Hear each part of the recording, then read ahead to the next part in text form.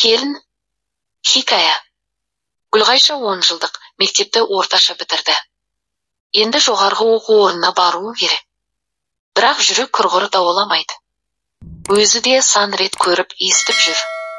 Жақсы бітіргендер құлап қайтып жатқанда Гүлғайша түсе алады дейсің бе? Кейінгі кезде көп ойлап мазасы кетіп жүр. Әкесі Тоқтарбай да, шешесі Күлжан да қызының адам болуын тілейді. Әрине мақсаттары біреу, қалайда Гүлғайшаны оқуға түсіру. Тамыр таныстарын іздестіріп, осы жөнде әңгіме қозғайды. Тұңғыш қыздарының жолына дүниені сарп қылуға әзір. Ойындағы орындалса кішігірім тойда жасап бермек ниеттері бар. Қалаға әне жүрем, міне жүрем деп жүргенде үйіне нағашысы келе қалды. Тоқтарбай қызы жайлы әңгімені тағы да алдына тартты. Нағашысы оған Алматыда бір институтта істейтін туысының баласының есімін атап, оның әдісін жазып берді. Тоқтарбай семіз бір тоқтысын сойып, жолға жиналды. Қолмен сойылған малдың дәмді еті қалада бар деймісің, жана танысым жақсы қарсы алса, көңілдегенімізде орындалып қалар деп, ол ішкі төс қалтасынан блокнотын суырды. Ондағы Лабасы көшесі, 83 үй, Өмірсейітов Әнуар деп жазылған сөзге тағы бір рет көз жүгіртті. Тоқтарбайға қала обден таныс. Ол мұнда бухгалтерлік техникумды бітірген. Сондағы бозбалалық өмірдің 3-4 жылы текке өтпепті. Осында Күлжанмен танысын, келешегі жайлы сырласқан. Күлжан онда дәрігерлік училищеде оқитын. Екеуі оқуын бітірген соң Тоқтарбайдың ауылы Қайнарға тартып кеткен. Енді, міне, Тоқтарбай өз қызын оқуға алып келіп тұр. Уақыт неткен тез еді, ол кездегі өмір кеше ғана болғандай еді-ау деді Тоқтарбай қаланың жыл өткен сайын жасара түскен келбетіне ұзақ қарап. Әр келген сайын бой түзеген жаңа үйлерді көреді. Гүлғайша да өз ойымен өзі болып, бұрын көрмеген қалаға тамашалай қарап қапты. Міне, гүлім, Алматы деген үлкен қала осы болады. Анау трамвайдың жолы деді Тоқтарбай қарсы алдарында көлденең түсіп жатқан қос рельсті иегімен нұсқап, манадан бері құжынаған адамды көріп таңданған Гүлғайша. Ага, халқы көп екен ғой деді. Бұл қайта аз. Халықтың көпшілігі орталық көршілерде. Әнуардың үйі базарға жақын болып шықты. Есіктің алдында ашаңдау келген, бойы ортадан сол жоғары, ақ құба келіншек ұшырасты. Олар сәлемдескеннен соң Тоқтарбай, Әнуар осында тұрамы? Деді. Осында тұрады, жүріңіздер деп әсем оларды үйге қарай бастады. Халықтың көпшілігі орталық көшелерде. Әнуар да қызметтен келген бейт екен. Ия, шырағым, аты жөніңді әлгі туысың арқылы біліп іздеп келген жайым бар. Мен де алысың емеспін. Атым Тоқтарбай, мынау қызым. Ол жанында отырған Гүлғайшаға қарап қойды. Оқуға алып келдім деп таныстырып шықты. Әнуар мен әсем ашық жандар екен. Ауыл аймақтың амандығын біліп, туыстарының қалай тұрып жатқандығын сұрап жатыр. Таныстық деген жақсы ғой, тоқа үйіміз осы, әйтеуір жоқтан жоғары. 1-2 жылда үкімет үй беріп қалама деп үміттеніп отырмыз деді Әнуар аласа төбелі, шағын терезелі кішкене үйдің ішіне Тоқтарбайдың көңілін аудар. Енді баспана деген тәуір ғой. Осыған қанша төлейсіңдер? 30 сом.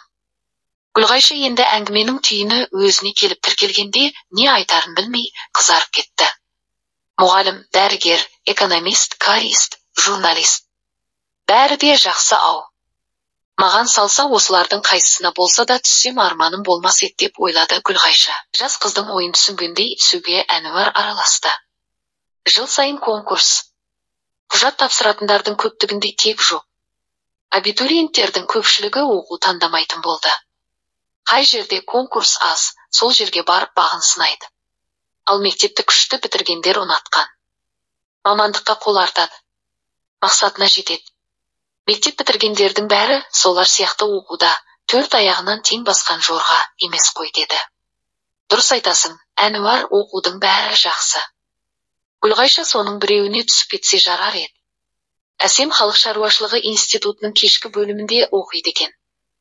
Ол Гүлғайшаға күндіз жұмыс істеп, осы институттың кешкі бөліміне түсуге тілек қосты. Бұған түсу күндізгі бөлімге қарағанда жеңілдеу. Оның үстіне онда бір таныстары бартын. Келіншегінің бұл ойын Әнуар да қоштай кетті. Тоқтарбайдың көзінде қуаныш оты ұшқындайды. Қай бөлімге тапсырса да институтқа түссе болды ғой. Жақсы оқып кетсе, күндізгісіне ауыстыруға болады. Бәрінен де Гүлғайша түсіреміз деген жоқ па? Өздеріне сенгендіктен айтады да, деп ойлады Тоқтарбай. Қазір бір орынға 2-ден келеді екен. Әлі бір талай уақыт бар, 3-4-еуге жететін шығар. Күндізгі бөлімдерде бұдан өлдекайда көп деді Әсем Гүлғайшаның құжатын тапсырысып келген соң. Өзіңіз туған сіңлісіндей көріп, жаны қалмай жүгіріп жүрген Әсемге Тоқтарбай қатты риза болды. Келгенімізге 2-3 күн болыпты. Бас қосып қалада аралай алмадық. Бүгін күн жексенбі екен. Біраз жүріп қала аралап қайтсақ қайтеді деді Тоқтарбай шай үстінде. Бұған Әнуар да, Әсем де қарсы еместігін аңғартты. Алдымен Гүлғайшаға музей мен зоопаркты көрсетейін деді Әсем. Олар таксимен тура паркке тартты. Мына күннің қайнауын-ай. Бір жерден салқындап алсақ қайтеді, Тоқтарбай Әнуарға қарады. Музейге барып шыққан соң болмаса, Тоқа өзіңіз әбден терге малшыныпсыз-ау, жаңа жеңілірек киінбей. Костюміңізді тастаңыз дегенде көнбеп едіңіз. Гүлғайшаға қала тіпті керемет боп көрінді. Көп қабатты үйлерге қызықтай қарай. Әсем болса оған қаланы жайымен таныстырып келеді. Алғаш Гүлғайша жан-жағына алаңдай берген соң, Әсем, жүрмесең машинаны ас. Оның бетін ары қылсын. Әйтсе де, мұндай жағдайлар кездесіп те жүр. Тек көшенің қиылысқан жерімен өт. Сонда да анау оны светофор дейді деп Әсем оны иегімен нұсқап көрсетті. Көк светі жанғанда ғана өтуге болады. Сақтықта қорлық жоқ деген. Әрқашанда абай бол. Гүлғайша бұл сөздерді көкейіне түйіп алдым дегендей бас изеп қоя. Айналасына бұрынғыдай сұқтанып қарамауға тырысады. Әнуар, бір жерден тамақтанып алайық, Тоқтарбай, манадан бері шаршадық та ғой. Жастар музыка әуенінің ырғағымен жиі-жиі ортаға шығып, жұп-жұбымен билеп жүр. Қыздардың аяғында шпилька, үстінде қысқа көйлек. Мұнысы бір түрлі жарастықты көрінетін сияқты. Гүлғайшаға қалаға киюге ыңғайлы киімдер алып берейін деп ойлады ол. Сен би білесің бе, деді Әсем, Гүлғайшаның биден көз алмай отырғанын аңғарып. Білмеймін, әпке. Оқасы жоқ, оқуға түскен соң үйренесің. Даяшы үстелге тамақ әкелді. Ішіп жей отырып Тоқтарбай қызы жайлы әңгімені қайта қозғады. Қызымды өздеріне тапсырдым деді, ол біреу естіп қалған жоқ па екен дегендей айналасына сақтықпен қарап қойып. Маған мұнда бекерден бекер жата бергенде не шығады дейсіңдер. Жұмысымнан қалмайын. Қолдан келгенді аянбаймыз. Тока институтқа қалтаға сеніп те келетін болды ғой. Ал ондайлардың жол болып та жүр. Бәлкім, біздің де жолымыз болып қалар деді Әнуар Гүлғайшаға қарап қойып. Осы сәт қыздың жанары мына таныс ағасының жанарына соқтығысып, ақшыл жүзі қызғылтым реңге боялды. Мұны осы екеуінен басқа ешкім аңғарған жоқ. Рахмет, Әнуар, сендердің бұл жақсылықтарында бұл дүниеде ұмытпаспын деді Тоқтарбай ризалық көңілмен.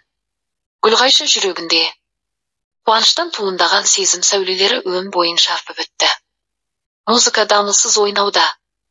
Бәрі де соның сиқыр әуеніне елтіп көңілдері көтеріңкі отыр. Біраздан соң Әнуар мен Әсем екеуі бір-екі рет билеп келді. Қаланың осысы жақсы-ау.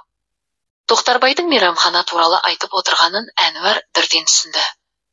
Әлі қала мен ауылдарды айыра алмай отырмыз. Оған қанатын кең жайып келе жатқан сіздің ауылыңызда алсақ та көз жетеді. Айтпақшы, асхана салынып жатыр еді, бітті ме? Деді Әнуар. Біткен, бір жырғап қалдық. Сырасы тегі үзілмейді. Ендеше мейрамхананың ауылы да алыс емес екен. Рас-ау, оны да көретін күн жақын болар. Олар салқын сыраны сораптай тартып, дәмді тамақтарды асықпай ішіп отыр. Гүлғайшаға арнап лимонад алдырған. Ал Әсем де, басқасы да сыра ішеді. Аз да емес, әр адамға 2 бөтелкеден келеді. Бұл арақ болса, неге аз-аздан ішпейді? Маған неге бермейді? Гүлғайша айналасына ұрлана көз тастап еді, бәрінің алдында сыралар самсап тұр екен. Әне бір 2 жігіт 10 шақты бөтелкесін босатып тастапты. Қайтып ішті екен, қарындарына қалай сияды. Гүлғайшаға бәрі таң. Гүлғайша сабағын пысықтап, бос уақыттарында жақсы таныс болып кеткен аға, әпкесімен кино, театрға барады. Алғаш ашылып сөйлеспейтін ауыл қызына олар өз әке шешесіндей болып кетті. Әңгіме қозғай қалса, Гүлғайша балапан қанат ойларын іркіп қалмайды. Әнуардың танысы Нұрсапа оның үйінде бір-екі рет қонақ болғаннан кейін жақсылап даярлана бер, көмек керек болса аянбаспын деген еді. Сол сәтте жас қыз қызарып төмен қараса да, бір сүйеніші осы ағайы екендігіне көзі жеткендей болып, оны бір түрлі жақсы көріп кеткен.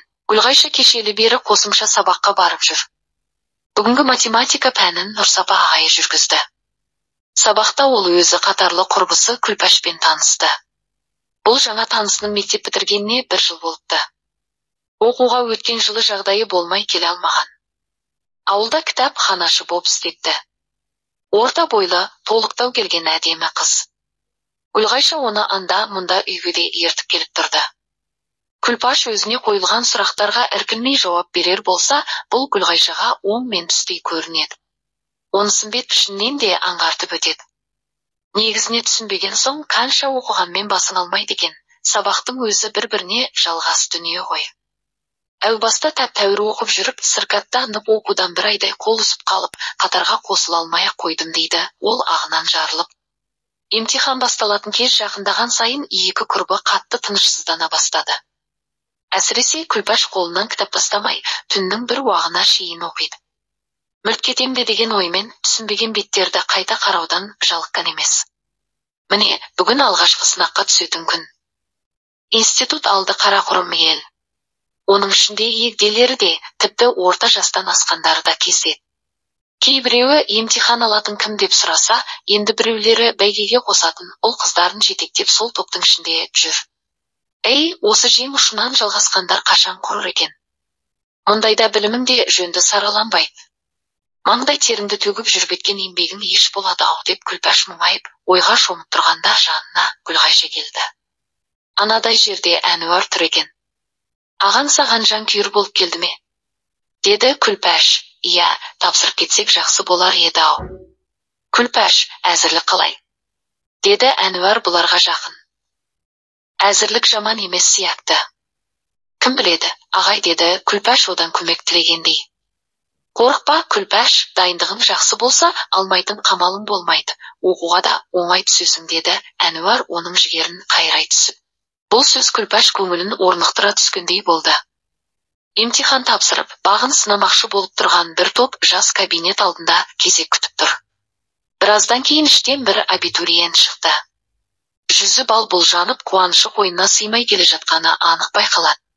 Оны қоршай қалған ұл қыздар, қанша алдын, қандай сұрақтар келді, мұғалім қатал емес пе екен деген сынайлы сұрақтарды оған тұс-тұстан жаудырып жатыр. 5 дейді ол қуанышты жүзбен. Сұрақтары да оңай. Әне, тағы бірі ілби басып шықты. Жүзін көлеңкесі торлаған. Оған әлгіндегідей сұрақты ешкім қойған жоқ. Құлап қалғандығын іштей сезгендей.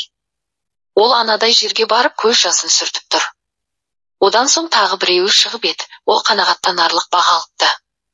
Бұдан әрі тапсырғанмен пайдасыз екенін, бәрібір түс алмайтынын сезгендей ол сылбыр басып барады. Енді сынақ тапсыру үшін кіруге кезекте тұрғандар, қазір тапсырмаймын дегендей бытырай бастады. 2 адам кірсін, деді шашын кескен сары келіншек есіктен басын шығарып. Бірақ кіруге ешкімнің батылы жетпеді ме, ұл қыздар тым-тырыс қалды. Осы кезде артта тұрған Күлпаш ілгері ұмтылды. Жүдеу киінген бұл қызға басқалары таңырқай қарасты. Арада көп уақыт өте қойған жоқ, әлгінде ғана ішке кірген бұл қыз сыртқа күліп шыққанда, оның өте жақсы баға алғанына ешкімнің де күмәні болмаған еді. Алдынан жүгіріп шыққан Гүлғайша құрбысы оны құшақтай алып бетінен сүйіп жатыр. Сенің де жақсы тапсыруымен, дейді Күлпаш қара көзі күлімдеп. Әйтеуір бақтары жанып, қос құрбы институт табалдырығын аттады. Біз неткен бақытты едік, дейді екеуі өмірге ризашылықтарын жүздерінен аңғартып. Шындығында олар осы сәт бақыт құшағында тербеліп бара жатқандай көрініп еді.